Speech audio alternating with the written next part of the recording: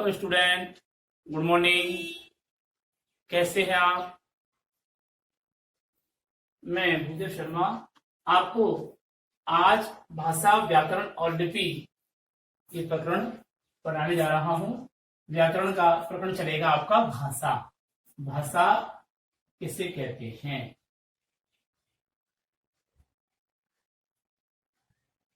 ठीक है जी, तो देखिए भाषा किसे कहते हैं।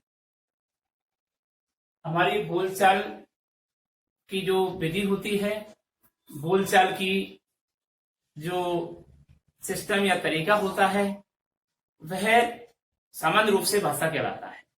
ठीक है, अब उसको पारिभाषिक रूप में कैसे लिखेंगे वो देखना है हमें। हमको एग्जाम में कैसे लिखना होता है वो देखना है हमें। तो देखिए, अपने हृदयगत भावों और विचारों को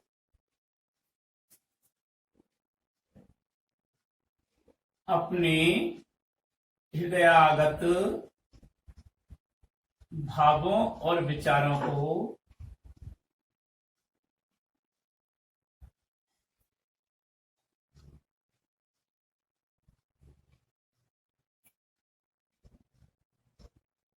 अपने हृदयगत भावों और विचारों को एक व्यक्ति से दूसरे व्यक्ति तक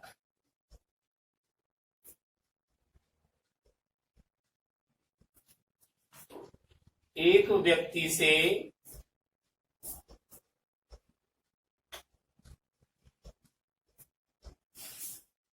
व्यक्ति से दूसरे व्यक्ति तक लिखित या मौखिक रूप में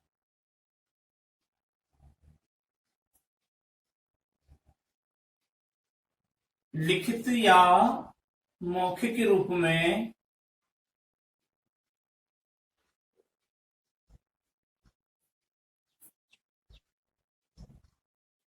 लिखित या मौखिक रूप में अभिव्यक्ति के द्वारा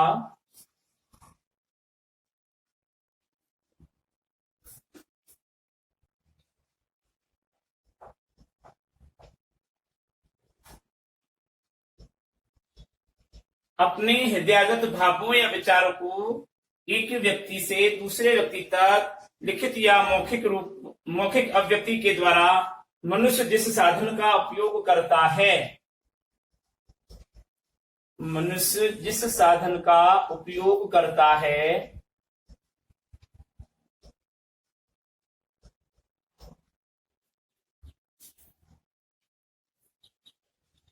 उसे भाषा कहते हैं।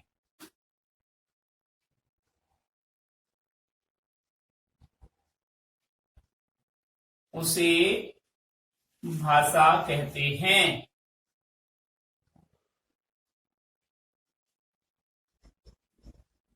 ठीक है जी, यानी व्यक्ति अपने हृदय में उठने वाले विचारों को एक व्यक्ति से दूसरे व्यक्ति तक जो लिख करके या मौखिक रूप में अपने भावों को व्यक्त करता है, उसे जिस साधन से यानी कि लिख करके कर रहा है या मौखिक रूप में कर रहा है, उस साधन का उपयोग करता है, उसे ही हम क्या कहते हैं? उस साधन को ही भाषा कहते हैं। ठीक है, तो इसके बारे में हम लिखेंगे थोड़ा सा इसका महत्व के बारे में कि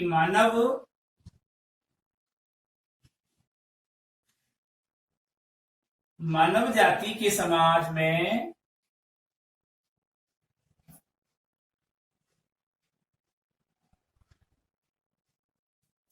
रहने के कारण मनुष्य को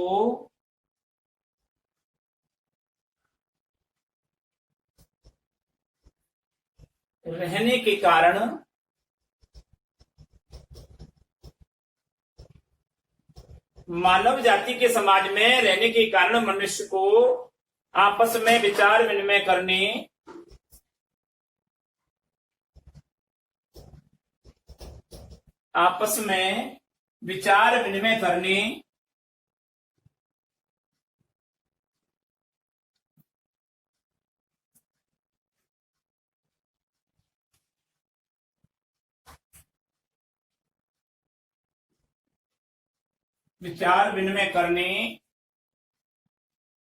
अर्थात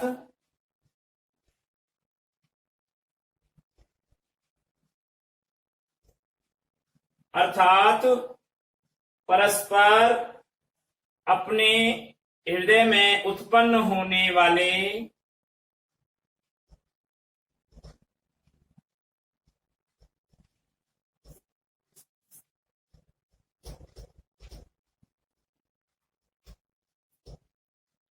परस्पर अपने हृदय में उत्पन्न होने वाले संदेश, सूचना आदि की अभिव्यक्ति के लिए संदेश, सूचना,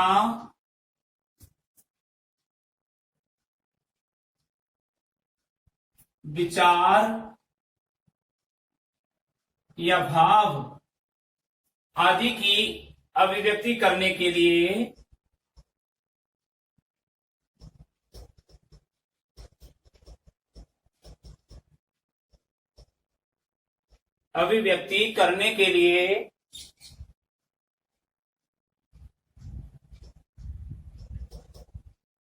जिस माध्यम का प्रयोग करता है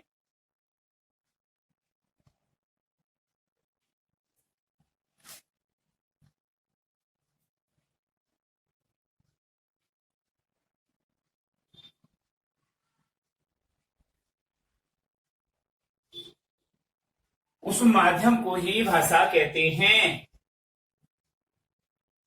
उस माध्यम को ही भाषा कहते हैं।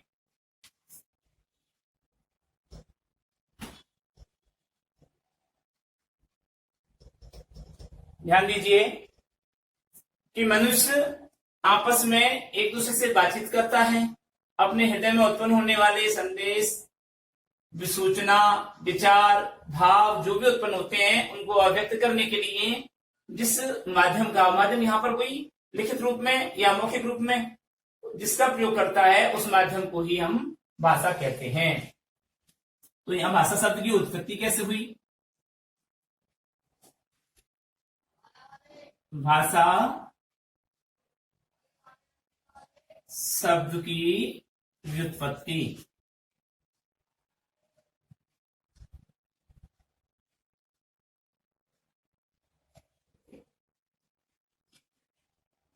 देखिए, भाषा शब्द संस्कृत की, भाषा शब्द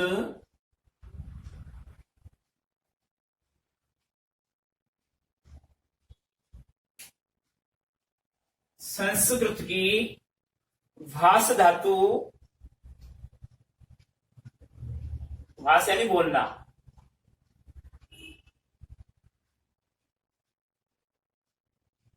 भाष धातु, भाषा शब्द संस्कृत की भाष धातु से बना है, भाष धातु से बना है।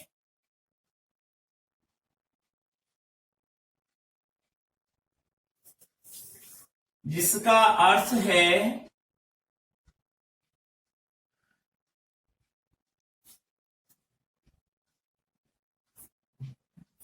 जिसका अर्थ है व्यक्त, उसको व्यक्त वाणी, जिसका अर्थ है व्यक्त वाणी या बोली गई वाणी या बोली गई वाणी, ये भाषा का अर्थ है। ठीक है, इसका अर्थ क्या है? व्यक्त वाणी या बोली गई वाणी। तो इसकी परिभाषा निकल करके क्या आई? अर्थात हमारी स्पष्ट होती है परिभाषा। क्या परिभाषा स्पष्ट होती है? कि व्यक्त वाणी में जिसकी अभिव्यक्ति की जाती है, व्यक्त वाणी में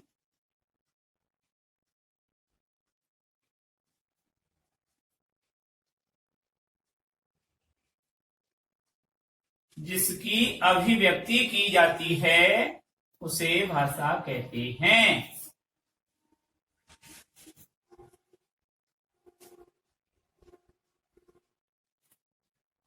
की जाती है उसे भाषा कहते हैं।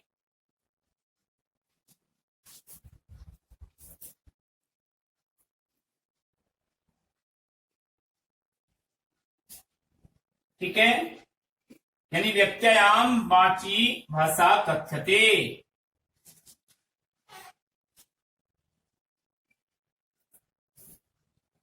व्यक्तानाम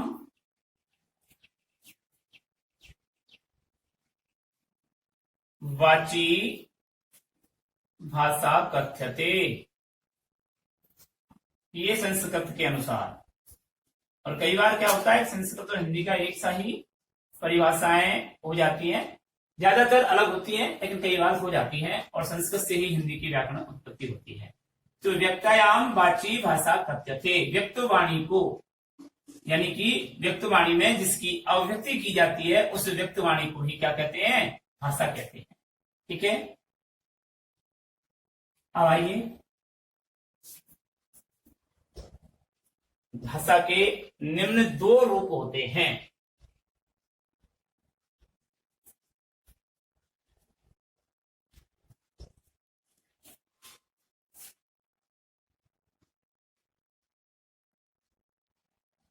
भाषा के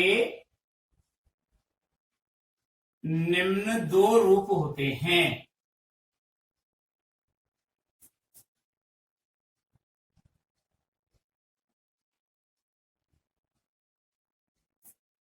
देखिए, भाषा के रूपों के बारे में जानकारी करेंगे तो रूप से, यहां जो रूप से मतलब क्या होता है, यहां रूप से मतलब होता है भेद। ठीक है, एक बाद में भी ऐसी ये लैंग्वेज आएगी कि भाषा के निम्न 4 रूप होते हैं। ठीक है, तो उन 4 रूपों के बारे में अगर पूछता है, प्रश्न पूछेगा, एक बार पूछा है बोर्ड में बिफोर लास्ट ईयर कि भाषा के प्रमुख 2 रूपों के नाम बताइए। तो लिखित भाषा, मौखिक भाषा, अगर 4 रूपों को पूछता है तो भाषा, उपभाषा, विभाषा, इनको मतलब अपन लिखेंगे। लेकिन फिलहाल हम इन 2 रूपों की बात करते हैं। कौन कौन से 2 रूप? तो पहला लिखित भाषा,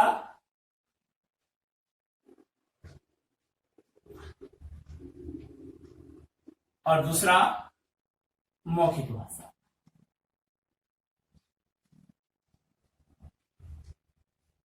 अब कोई क्रम नहीं है, आप चाहे तो पहले मौखिक भाषा का वर्णन कर सकते हैं, बाद में लिखित भाषा का वर्णन कर सकते हैं।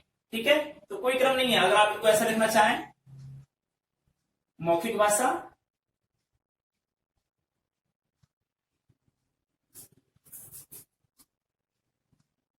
और दूसरा लिखित भाषा, तो भी सही है। ठीक है, चूंकि कम मैटर इसमें पढ़ना होता है इसलिए इसको पहले लिखते हैं वो लोग, और हमको ज्यादा मैटर इसमें पढ़ना होता है इसलिए इसको ज्यादा लिखते हैं, पहले बाद में लिखते हैं। तो ऐसे समास के भेद होते हैं, संधि के भेद होते हैं, तो कोई क्रम नहीं है इनका सुनिश्चित कि इसी क्रम में ये आना चाहिए, नंबर फर्स्ट में साफ दीर्घ संधि ही आनी चाहिए संधि की। तो ऐसा कुछ नहीं है, जैसा आपको याद है वैसे लिखते चले जाए, ऐसे नंबर नहीं कटते हैं। अच्छा, ऐसा पूछता भी नहीं है वो। तो देखिए, अब एक एक के बारे में पढ़ते हैं अपन। मौखिक भाषा किसे कहते हैं? मौखिक भाषा के बारे में पढ़ते हैं, यानी कि इसके 2 भेद होते हैं, 2 रूप होते हैं, या रूपों को ही भेद कहते हैं। ध्यान से सुन लेना, मैं आपको और इंस्ट्रक्शन दे देता हूं, यहां पर लिख देता हूं। तो मौखिक भाषा और लिखित भाषा। अब नंबर फर्स्ट पढ़ेंगे हम मौखिक भाषा के बारे में।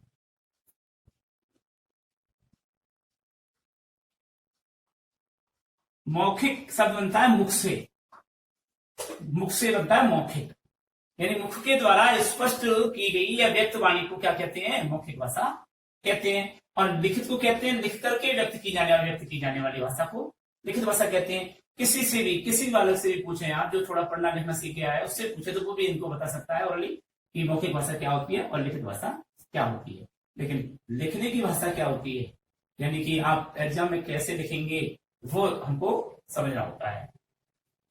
तो साधारणतया बोलचाल की भाषा को, साधारणतया बोलचाल की भाषा को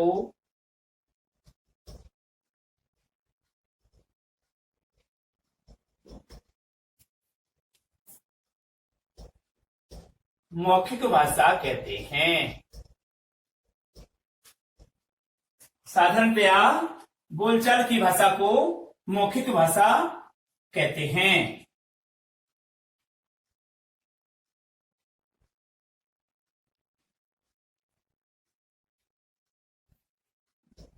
ठीक है। साधारणतया बोलचाल की भाषा को मौखिक भाषा कहते हैं। अर्थात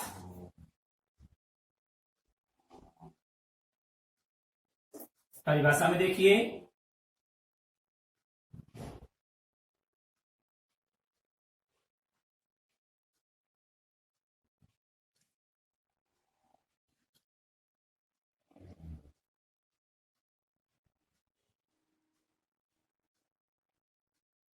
साधारण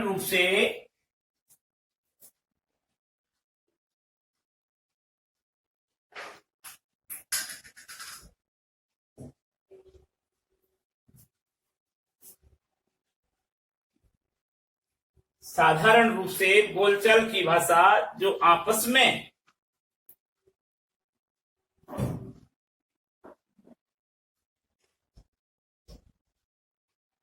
या आपस में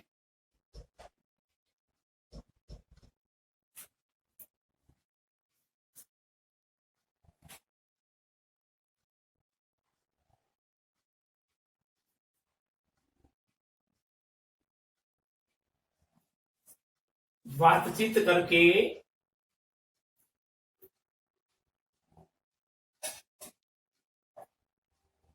अभिव्यक्ति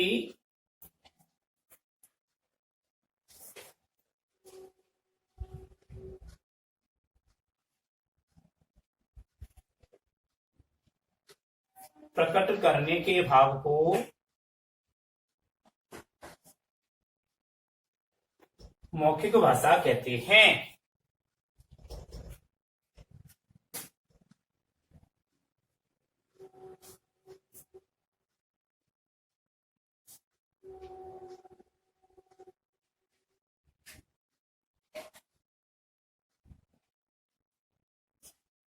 ठीक है। साधारण रूप से बोलचाल की भाषा को या आपस में बातचीत करके अभिव्यक्ति प्रकट करने के भाव को मौखिक भाषा कहते हैं। ठीक है। अब इसके बारे में लिखते जाइए। मौखिक भाषा को प्रयत्न पूर्वक सीखने की आवश्यकता होती है, नहीं होती है। मौखिक भाषा को अंतर पूछेगा वो, मौखिक और लिखित भाषा में अंतर कीजिए, तो ये बिंदुओं को लिखेंगे आप। मौखिक भाषा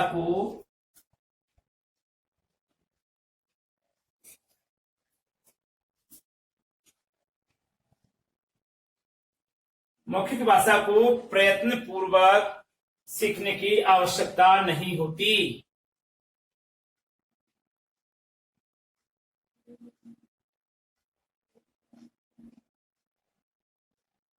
सीखने की आवश्यकता नहीं होती।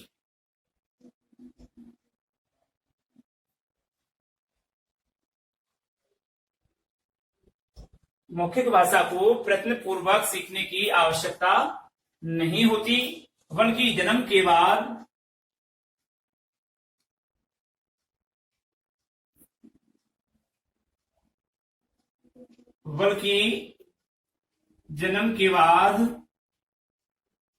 बालक द्वारा परिवार व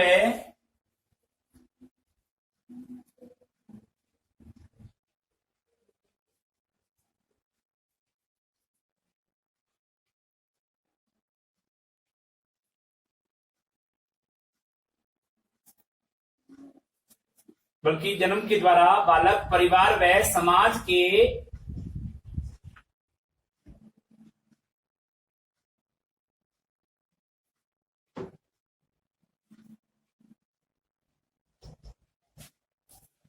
जबकि जन्म के द्वारा बालक परिवार व समाज के संपर्क में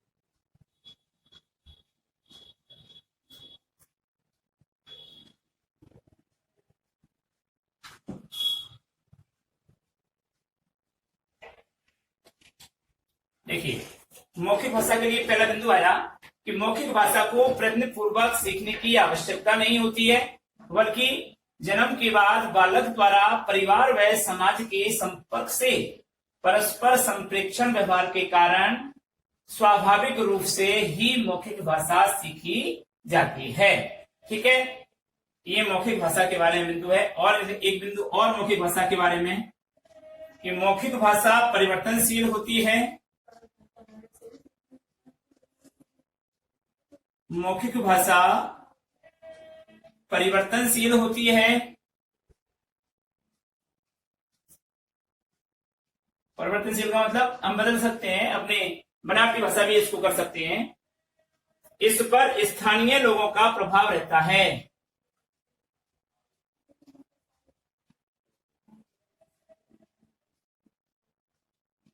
इस पर स्थानीय लोगों का प्रभाव रहता है।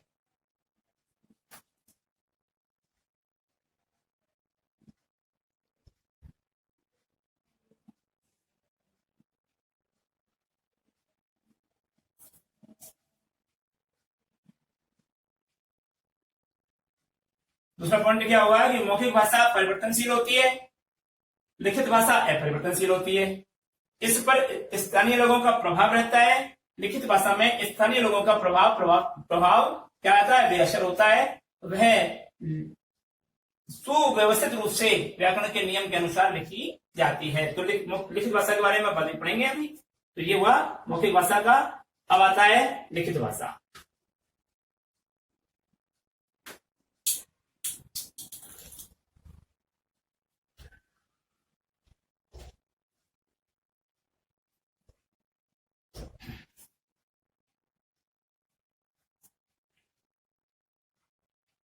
नंबर 2, लिखित भाषा।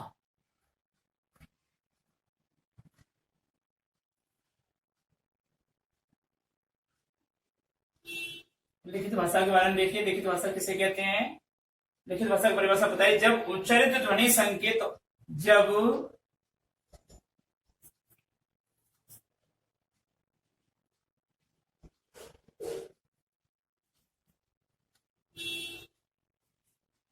उच्चारित ध्वनि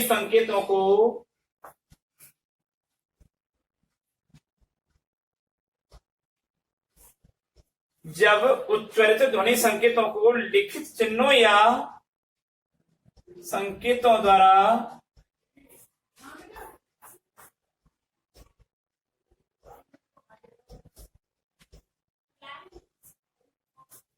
लिखित चिन्हों या संकेतों द्वारा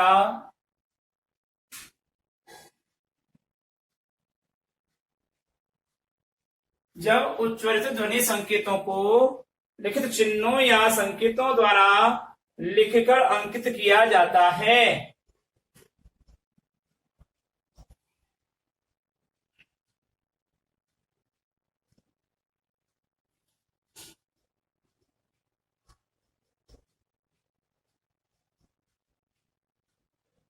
लिखकर अंकित किया जाता है, उसे लिखित भाषा कहते हैं।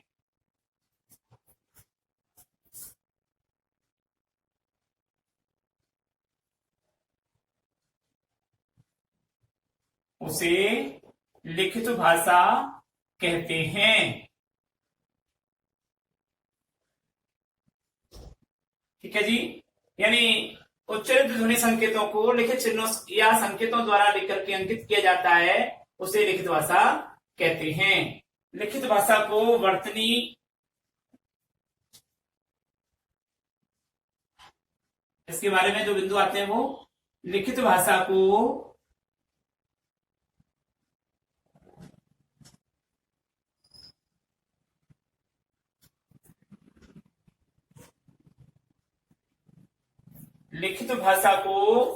वर्तनी और उसी के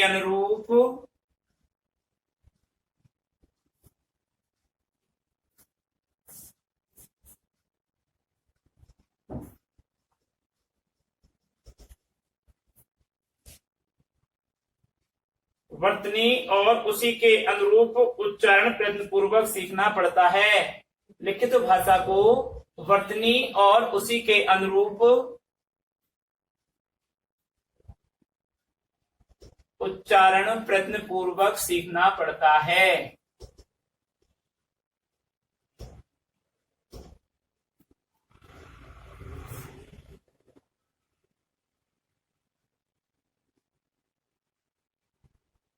या सीखकर अभिव्यक्त किया जाता है।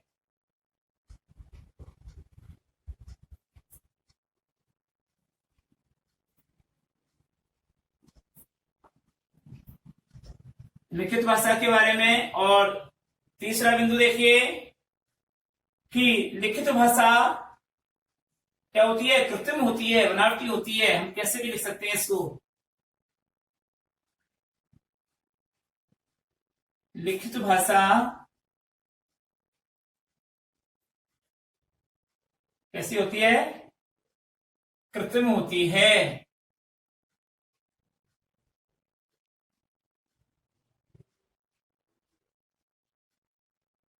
लिखित भाषा कृत्रिम होती है जो रूढ़ और प्राचीनता से युक्त होती है।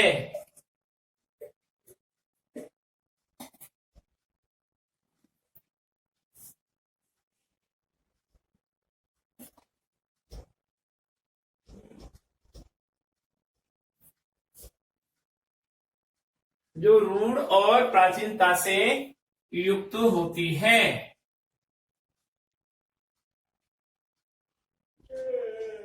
ठीक है। लिखित भाषा कैसी होती है, कृत्रिम होती है जो रूढ़ और प्राचीनता से युक्त रहती है। एग्जाम्पल देखिए अब दोनों ही भाषाओं की। एग्जाम्पल मौखिक भाषा का।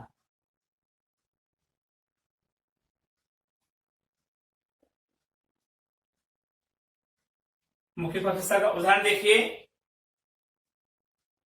नेताजी के भाषण सुनकर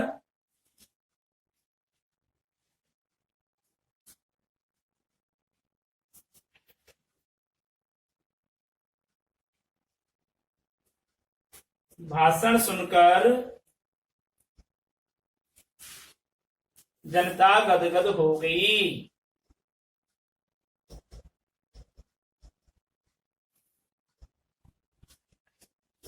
वैसे तो कोई भी उदाहरण अपन देंगे वह लिखित में हो गया, लेकिन यहां पर आपको स्पष्टीकरण क्या करना है वो देखना है, कैसे आप मौखिक भाषा को समझा पा रहे हैं। तो यहां पर लिखेंगे स्पष्टीकरण।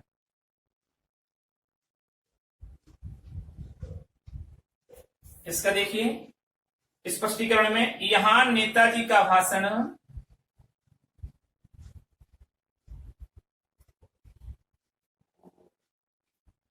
यहां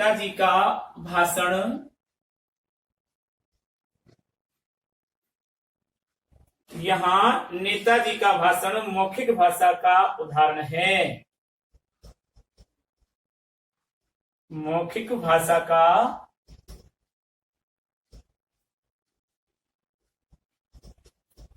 उदाहरण है। ठीक है। अब दूसरा उदाहरण देखिए।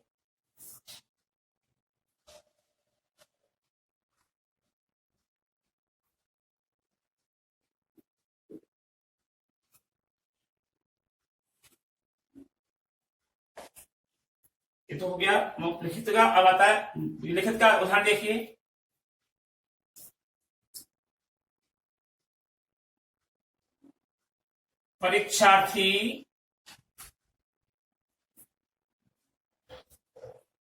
परीक्षार्थी उत्तर पुस्तिका में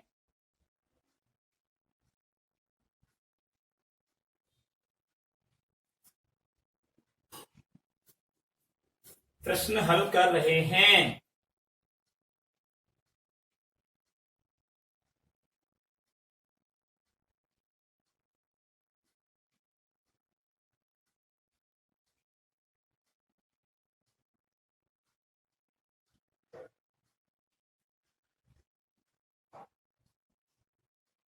देखिए परीक्षार्थी उत्तर पुस्तिका पर प्रश्न हल कर रहे हैं। अब यहां पर स्पष्टीकरण में भी इसका भी स्पष्टीकरण करना पड़ेगा कि परीक्षार्थी क्या कर रहा है, लिखित चिन्हों का या वर्तनी के चिन्हों का प्रयोग कर रहा है उत्तर पुस्तिका पर। स्पष्टीकरण में देखिए कि उक्त वाक्य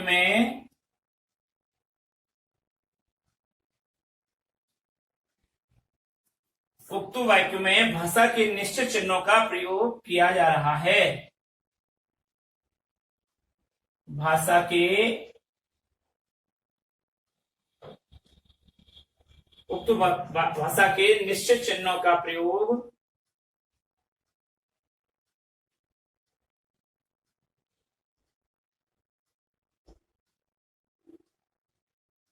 लिखित रूप में प्रयोग किया जा रहा है। लिखित रूप में किया जा रहा है। तो इस प्रकार ये हमारे क्या हो गए, लिखित और मौखिक भाषा के बारे में वर्णन हो गया। अब देखिए इनका अंतर भी अगर हम करना चाहें तो दोनों की परिभाषाओं का अंतर कर लीजिए। जैसे मौखिक व लिखित भाषा में अंतर स्पष्ट कीजिए तो आ जाएगा कि मौखिक भाषा के बारे में लिखेंगे तो मौखिक रूप से बोलने पर वाक्य छोटे छोटे होते हैं, जबकि लिखित रूप से वाक्य बड़े बड़े होते हैं। दूसरा बिंदु, मौखिक भाषा स्वाभाविक होती है, जबकि लिखित भाषा क्या होती है, कृत्रिम होती है। तो ये आराम से आ गया, इसमें हमने लिख भी चुके हैं इसमें। अच्छा, मौखिक भाषा पर स्थानीय लोगों का प्रभाव रहता है, जबकि लिखित भाषा में ऐसा नहीं होता, क्योंकि लेखक सतर्क होकर के रूढ़ और प्राचीनता से युक्त भाषा का प्रयोग करता है। मौखिक भाषा परिवर्तनशील होती है, जबकि लिखित भाषा स्थिर होती है। मौखिक भाषा में सदैव ताजगी बनी रहती है, जबकि लिखित भाषा में प्राचीनता से युक्त होता है और रूढ़ता का भाव भरा रहता है। तो ये इस प्रकार की अंतर आप इन भाषाओं से लिख सकते हैं, इन परिभाषाओं से लिख सकते हैं। वैसे आपको ये सारी चीजें अंतर की बात जो है वो पीडीएफ में मिल जाएगा। और आज तक का यही, अगले वीडियो में हम आपको लिखित भाषा और मौखिक भाषा के बारे में विस्तृत रूप से बताएंगे। लिखित भाषा के भेद बताएंगे, लिखित भाषा के कौन कौन से विविध रूप होते हैं ये बताएंगे, और फिर लिपिका और व्याकरण का वर्णन करेंगे। नमस्कार।